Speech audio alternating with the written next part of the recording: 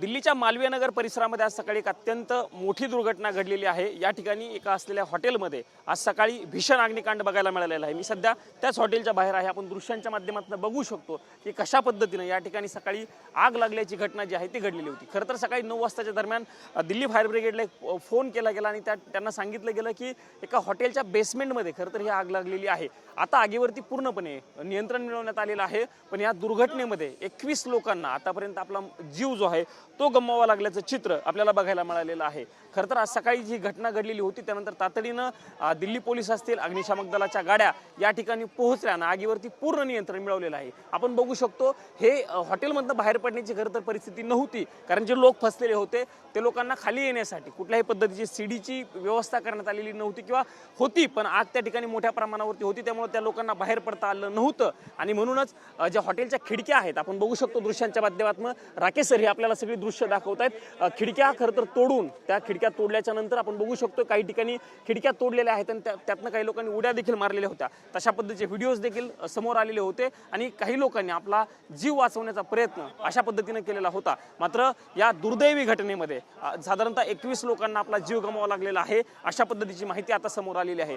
जी माहिती मिळते त्या माहितीनुसार या 21 लोकांमध्ये सगळ्यात जास्त लोक जे आहेत ते मृतांमध्ये पावलेले हे विदेशी नागरिक असल्याची देखील माहिती आतापर्यंत समोर आलेली आहे। या ठिकाणी आपण बघू शकतोय एनडीआरएफ असेल, दिल्ली पोलीस असेल, फायर ब्रिगेड असेल किंवा फॉरेन्सिक लॅबचे अधिकारी जे आहेत ते या ठिकाणी पोहोचलेले आहेत। जे मृत होते त्या मृतांचे काही नमुने गोळा करण्याचं काम देखील या ठिकाणी खरं तर या डॉक्टर्सच्या पथकाकडनं किंवा फॉरेन्सिकच्या पथकाकडनं सुरू असल्याचं चित्र आपल्याला बघायला मिळतंय। खरं तर ज्या पद्धतीने ही सकाळी आगीची घटना घडली त्यानंतर अनेक राजकीय नेते देखील या ठिकाणी पोहोचले होते। या परिसरातील नागरिकांनी खरं तर जे लोक अडकलेले होते त्यांना मदत करण्याचे प्रयत्न देखील केले आणि त्यांना लवकरात लवकर इथनं बाहेर काढण्यासाठी त्या लोकांकडनं प्रयत्न केले गेले। मात्र अशा घटनेमध्ये 20 लोकांचा जीव आतापर्यंत गमवावा लागलेला आहे आणि साधारणतः 30 पेक्षा जास्त लोकांना अजूनही जखमी आहेत। जखमींना खरं तर बाजूच्या एका रुग्णालयामध्ये दाखल केलं गेलेलं आहे।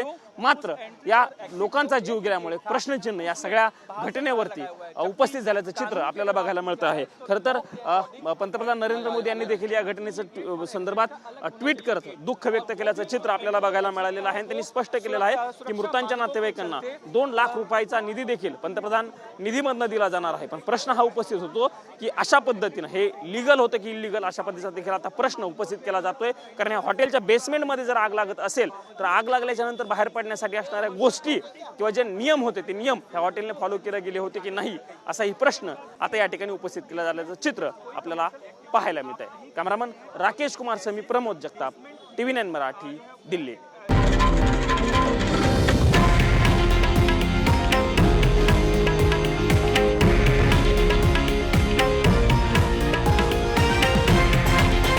हे आहे देशातील नंबर 1 न्यूज नेटवर्क आणि आपण पाहत आहात TV9 मराठी, एकमेव।